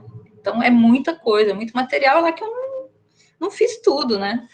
Eu acho que se alguém tiver coragem ainda de encarar sistematicamente, pegar esses textos específicos, esses editoriais, aí pode ser que realmente mais coisa saia daí, né? Enfim, acho, não sei, Lilian, se eu respondi tudo, ficou alguma coisa faltando? Porque, claro, eles querem exatamente dentro dessa hierarquização falar mal do protestantismo, né? Eles fazem analogia com aquilo que eles consideram pior ou mais ridículo, talvez é mais ridicularizado do que perigoso. Mas há um momento que é perigoso, né? Quando o Caboclo Gabriel, outros feiticeiros que estão por aí e tal. Então é tudo que afasta a Igreja Católica do seu domínio, né? Daquilo que ela considera que é o seu domínio. E aí vai sofrer isso. Mas eu acho que daria, assim, uma boa pesquisa ainda, tentar aprofundar esses elementos, como que eles vão aparecer ali. Seria mais interessante, talvez, fazer isso no jornal O Semeador, que ainda não está bem mapeado. A gente não tem todos os números aí para 1913, que é bem ali pós-quebra, né? Na verdade, infelizmente, não tem. A gente tem um único número, que era bem carola, mas a partir de 16 tem alguns números na hemeroteca, e depois dos anos 20 dá legal, né? Os meninos que estão trabalhando no PIBIC comigo, até alguma coisa o Felipe Anselmo ele encontrou de notas do semeador falando sobre feitiçaria, mas pouca coisa ainda, pouca coisa. Então a coisa vai ficando assim mais, né? Mais nuançado. Aí depois, quando a Umbanda começa de fato a ser concorrência, aí eles vão atacar diretamente, nos anos 40, dos anos 50, né? O Jadson voltou. Ô, Jadson, você quer terminar suas questões, que eu não consegui. Acho que a última questão que eu ouvi antes de você falar foi do Sena Freitas, e aí depois ficou mudo. Você quer recolocar? Assim, vou complementar. A senhora terminou?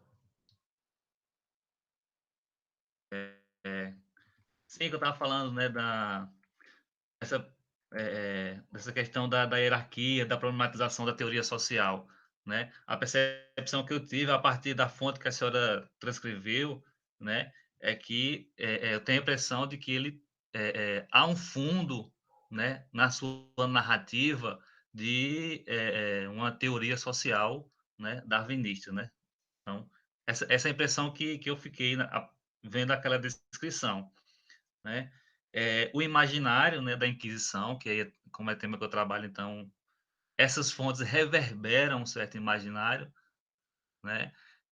E assim a gente pode até achar que está longe, né? Mas em 2017, quando a Judith Butler esteve no Brasil, foi feita uma boneca, ela foi queimado e a ordem era queime a bruxa, né? Então são problemas, né, para a gente pensar se realmente a Inquisição ela tá tão longe, né? E há vários elementos aí nas mídias sociais, né? Inclusive, até algum tempo atrás tinha uma página de Facebook, né? Tribunal do Santo Ofício, né? Que defendia o tribunal, tudo. Mas aí eu cometi o erro de não salvar, de tirar print e tal, e aí quando eu fui pesquisar depois não tinha mais, né?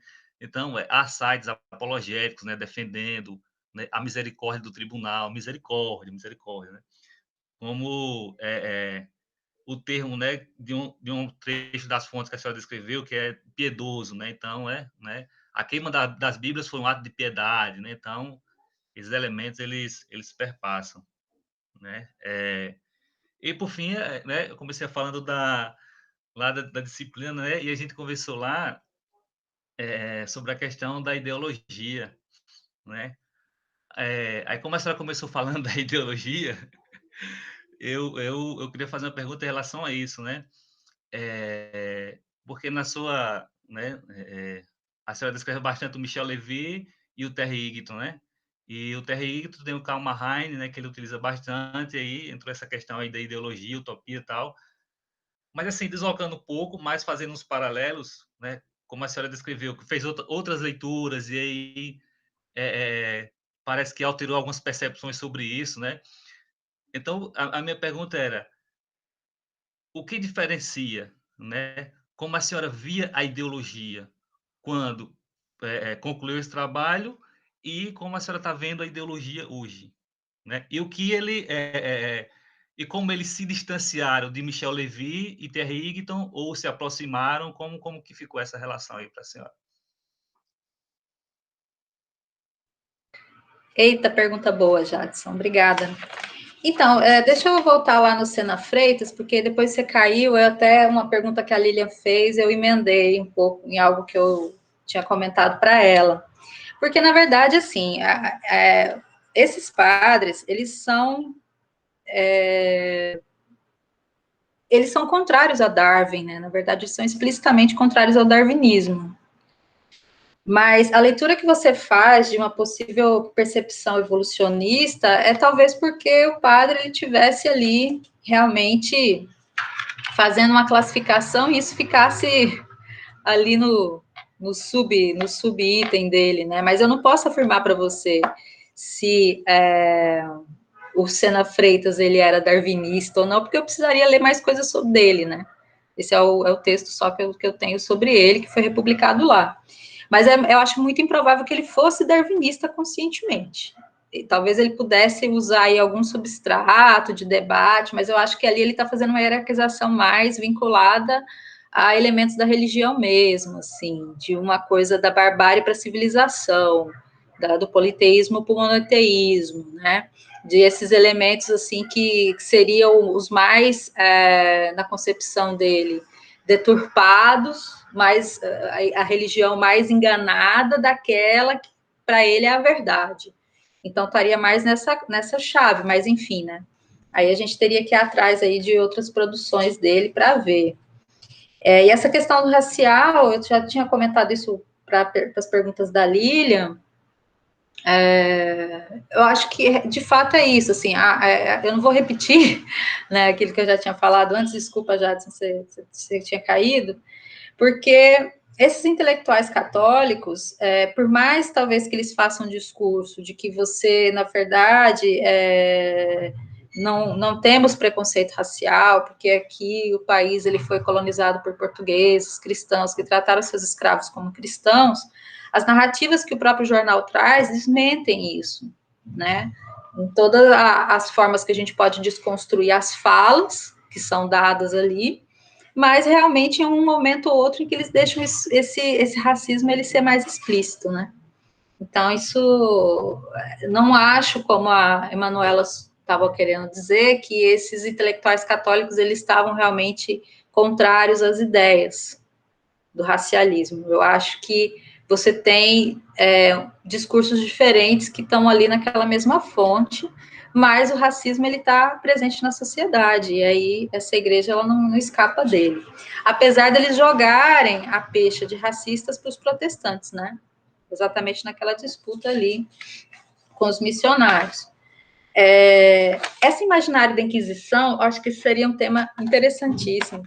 Se alguém se animasse a pegar o jornal A Fé Cristã e mapear todo o material, toda vez que eles vão falar de Inquisição, porque, no geral, eles vão falar da Inquisição quando eles estão se defendendo das acusações de intolerância. Então, principalmente nas polêmicas com os protestantes, com os maçons, né? Então, isso é herança que vem, de fato, do período anterior, da questão religiosa, onde a igreja ela é o tempo inteiro, né, acusada da intolerância, porque, de fato, ela né? Mas esse imaginário, realmente, da Inquisição, ele está muito ali. Então, é uma leitura muito interessante, Jadson, se você animasse a fazer essa análise, você vai encontrar um material muito rico. Tanto que aquele texto lá que eles vão falar da questão do demônio, né, das bruxas, tem mais coisa, é que eu não vou usar tudo, né, como eu falei para vocês, assim, mas eu também posso passar aí o Excel que está recheado de referências a respeito do demônio, da ação do demônio no mundo, e eu lembro até há um tempo conversando com a Raquel, quando eu estava fazendo ainda escrevendo a Caverna do Diabo, e eu fui perguntar para ela, né, que eu encontrei aquela referência do diabo, né, lá da Caverna do Diabo, e aí tem aquela descrição do demônio negro muito grande, que solta fogo pela boca, né, assim, assado, tem aquela descrição. E eu fui perguntar para ela se a descrição era medieval, e ela falou que não, que era moderna. Então, veja que quem vai atrás aí para ver essas mudanças também na figura do demônio, né, da demonologia toda, eu acho que era interessante de ir atrás, de ver isso também. Mas essa coisa da Inquisição, eu acho que ela daria um trabalho bem bacana, viu? Você podia se animar e fazer isso para nós. Pois é, em relação à ideologia, né? Eita, perguntinha boa.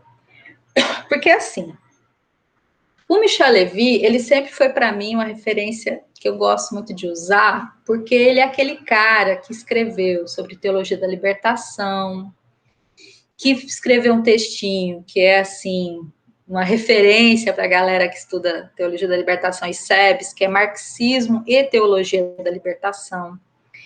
Então, a partir de fato do que o pessoal chama, que ele é um marxista que seria considerado um marxista heterodoxo, né? Veja que esses termos também, marxista, ortodoxo, heterodoxo, aí tudo, né, gente, é uma variação muito grande, porque o marxismo, ele é uma teoria extremamente dinâmica, né? Então, você vai ter um debate muito grande, quer dizer, o pessoal, quem é da babado, costuma dizer que o marxismo, ele é uma teoria em constante construção. O pessoal está em constante debate. Então, se há uma superação do estruturalismo lá nos anos 70, o Michel Levy, ele era um jovem estudante em Paris nos anos 60, nos anos 70, e ele teve a influência toda, né, do Lucien Goldman, que já era considerado um marxista heterodoxo, que é essa galera que vai começar a discutir cultura, que vai começar a discutir ideologia e outras bases que não a partir daquele mecanicismo da infraestrutura que determina tudo na superestrutura. Então, assim, o Michel Levy, ele sempre foi, para mim, uma leitura de referência, né? Então, é claro que aquilo, você precisa fazer um trabalho, você vai primeiro nas fontes que você jamais conhece e vai beber nelas. E naquele momento, o que me preocupava era implicar com a questão da autocompreensão, porque eu sempre achei essa noção uma forma da igreja se livrar vamos olhar, de se livrar do BO, né? Vamos usar essa linguagem clara, né? Porque, veja bem, na Inquisição, mas era a forma como a igreja se compreendia. Ela estava lá naquele contexto, XYZ, a relação com o poder, né, do poder imperial era XYZ. Então, enfim, não tinha como ela ser outra coisa. Beleza, a gente entende isso, né? As pessoas só podem ser as pessoas. Mas como bem dizia também o velho Karl Marx, né? Os homens e as mulheres não fazem a história como querem, fazem a partir das condições objetivas que são dadas, né? Ok, beleza. Só que isso não livra a agência, não livra a cara dos conflitos e não livra a cara das consequências sociais que tem determinadas opções que são feitas, políticas ou religiosas.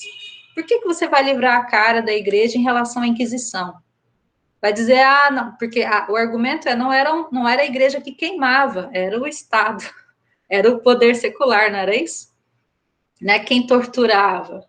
É claro que aí você sabe mais do que eu, você vai dizer exatamente, né, qual que é o BO aí da igreja em relação a isso. Então, em relação à ideologia, eu queria, é lógico, uma concepção de ideologia que, por um lado, não fosse aquela concepção, aquela leitura, em que a ideologia ela aparece simplesmente como uma inversão da realidade, né? Quer dizer, como aquilo que esconde o que está por trás das relações de fato na realidade. Mas que pudesse trazer um pouco dessa percepção, dessa visão de mundo mesmo, né? Quer dizer, veja, a gente enxerga o mundo assim, tá? Mas a gente enxerga o mundo assim porque, né? Estamos num determinado lugar. Então, acabou que, de fato, eu acabei ficando com aquela explicação, que até no Terry Eagleton, ela não era a melhor explicação. Das tantas definições de ideologia que o Terry Eagleton colocava, ele nem defendia aquela que eu escolhi.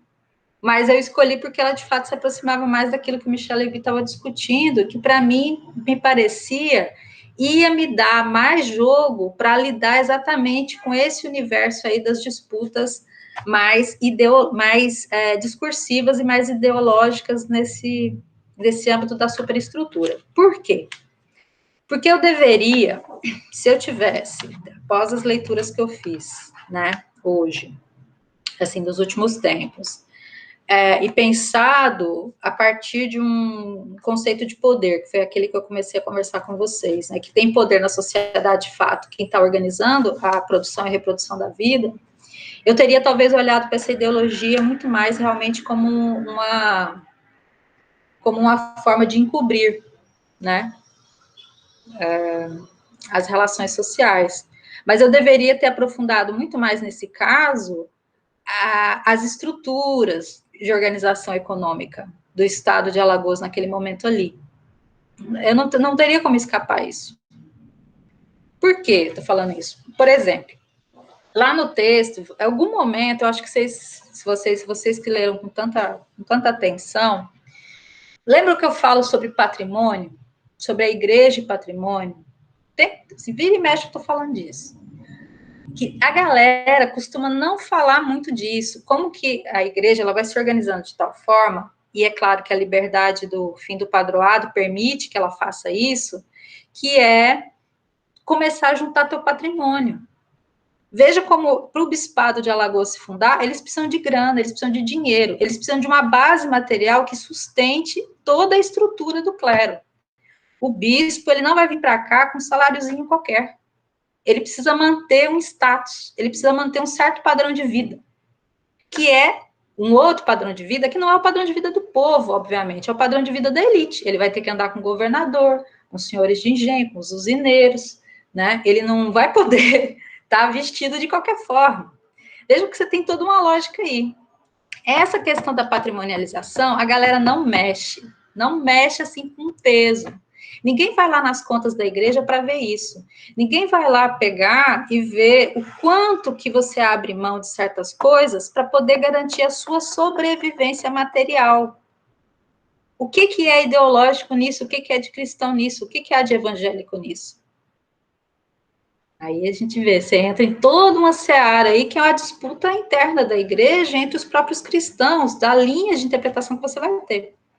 Aí você vai dizer, mas veja bem, professora, vamos lá, né, considera, né, você quer que o povo também vive à míngua? Que seja o Francisco de Assis, né, que vão viver lá no meio dos pobres? Que está querendo o quê? Que a igreja seja outra coisa que não aquilo que ela é? Ou que foi sempre? Aí é que tá. Aí é que tá a questão. Porque essas coisas não são ditas de uma forma que isso se torne uma compreensão de como que funciona de fato essa estrutura de poder. Então, não sei se isso já te ajuda. Então, assim, o que eu via da ideologia antes, o que eu vejo hoje, eu acho que eu peguei leve com a igreja. Foi isso que eu vejo. Quando eu terminei o texto, eu pensei, será que eu estou pegando pesado? Veja só. Essa pergunta, se passa essa pergunta pela cabeça do historiador, isso já é um alerta. Porque, afinal, o compromisso do historiador é com o quê? Lembre-se que a gente já superou aquela fase de achar que é uma verdade, com V maiúsculo, né? Mas a gente tem uma função social, a gente tem um compromisso, né, de fazer as perguntas que o pessoal não gosta de responder. Não é o Peter Burke que fala que historiador, não sei se foi o Peter Burke, mas o Hobsbawm, né? Historiador é aquele que lembra as coisas que o pessoal não quer lembrar, que o pessoal quer esquecer.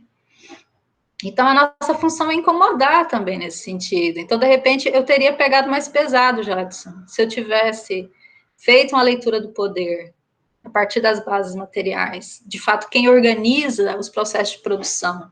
E vejam que isso aí é um caminho de pesquisa, que é uma coisa que também fica aberta, e eu coloquei lá. Por exemplo, o quanto que a igreja se envolve no processo de organização dos trabalhadores em Alagoas nas questões de terra. Isso aí a Aline, por exemplo, se estivesse aqui, né, Ellen, ia gostar de discutir. Porque não estou dizendo que a igreja só está pensando nos seus interesses e nunca fez nada por ninguém, gente, não estou falando isso, né? Eu estou falando das contradições do processo. Porque a gente vai vendo no processo no longo prazo, se a igreja, no primeiro momento, ela só está no discurso de resignação, e aí a crítica que os socialistas vão fazer, né, para a igreja no final, vejam que eu encerrei com a crítica, o capítulo 4, né, quando o socialista vai falar que a igreja, ela, se é o rei, Ela vai apoiar o rei, se é a burguesia, ela vai virar burguesa, e agora que os trabalhadores estão crescendo, né, ela vai querer agora, na Rero Novaro, virar socialista, né, quer dizer, ao grosso modo, a crítica que o Pimenta estava fazendo lá. Então, é claro que ela acompanha os sinais dos tempos e começa a se envolver nessa organização dos trabalhadores, no primeiro momento, para evitar a quebra, né, da hierarquia social. Mas é impossível você evitar na dialética o que significa mexer com um pouquinho que seja essas estruturas. Veja que os poucos padres que ousaram ajudar a organizar os trabalhadores em Alagoas foram aqueles que foram lá na ditadura militar depois colocados na cadeirinha, venha cá dar satisfações, seu comunista. Então, isso eu estou fazendo um salto, mas se a gente acompanhasse, por exemplo, isso ali nos anos, né, 20, 10, 20 na sequência, por exemplo, ali depois da Revolução Russa, ou depois da greve aqui, né, da grande greve de 17 aqui no Brasil, né, em São Paulo, a gente vai percebendo isso, talvez, né? Aí, vejam que uma determinada leitura de ideologia ajudaria, talvez, a compreender isso melhor. Então, o que eu posso te responder, Jadson, por enquanto é isso, né? Eu acho que eu vou parar de falar, que eu estou falando muito. Provavelmente, eu usei o Michel Levy, a visão social de mundo, para pegar leve. Se eu tivesse escolhido uma concepção que não fosse assim tão ainda idealista, eu teria, talvez, pegado mais pesado aí. Porque é muito difícil você pensar que uma instituição com tanto poder quanto a Igreja Católica no Brasil, e que teve, apesar das dificuldades, das disputas, conseguiu se manter ali junto com, né, com os positivistas, eu considero que a Igreja Católica ganhou dos positivistas. Né? Ela conseguiu passar muita coisa depois, mais para frente, na Constituição, né, nas outras constituições republicanas. Mas ela só cresceu, né, na República, nesse primeiro momento. Então, enfim. Veja, gente, ó, eu estou falando de uma maneira muito empolgada, mas lembre-se, historiadores, cada contexto é um contexto, cada coisa tem suas contradições, não dá para generalizar. A gente está falando aqui a partir de Alagoas, né? Cada lugar é um lugar, cada movimento é um movimento. Dom Antônio Brandão foi esse da harmonia. Dom Manuel, nem sei o que falar, porque tem que pesquisar. Dom Santino, a mesma coisa, né? Só o Ranulfo é que começa a gente ter um pouquinho mais de ideia. Então, essas coisas todas têm que ser colocadas. E depois, o bispo, ele é uma pessoa, ele tem uma posição importante, ele centraliza, bababá, mas você tem vários movimentos contraditórios ali.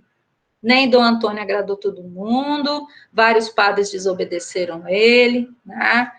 Há conflitos internos que movimentam ali. Agora, há uma percepção geral, né? Porque, no final das contas, o que mudou? Você tem mais mudanças ou mais continuidades? Essas são perguntas que a gente tem que fazer. Tudo bem? Não sei se eu já estou também falando abobrinha, gente. Melhor encerrar por aqui. Nossa, já são 6 horas. Mais alguém? Ou a gente encerra?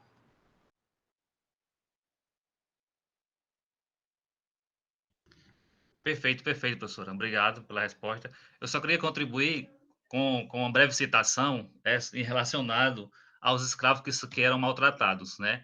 É de um viajante no Rio de Janeiro, em 1795. Ele escreveu assim: um dia, ao caminharmos pela rua, deparamos com um negro velho que, com seus gastos membros, carregava uma pesada carga. Ele gemia muito e parecia que as suas costas iam quebrar. O negro avançou com dificuldades mais alguns passos, gritou por socorro e caiu. Tivemos imensa pena desse pobre homem e dissemos para o intérprete que nos acompanhava: que triste espetáculo, deixe-nos ajudar esse desgraçado. O intérprete, porém, sarcasticamente replicou: ele não merece um centavo. A resposta encheu-nos do horror, e toda a situação deixou marcas profundas em nossas mentes, pois temos consciência de que o terrível tráfico de escravos irá perdurar por muito tempo. Obrigado, professora. Obrigada, pelas respostas Jadson. aí. Obrigada pela contribuição. Bem, pessoal, vamos encerrar, porque já deu o horário, né? Obrigada, meu querido, obrigada, pessoal. Mas, assim, eu vou encerrar a gravação agora, e aí eu ainda vou dar alguns informes, tá bom? Então, peraí um pouquinho, por favor.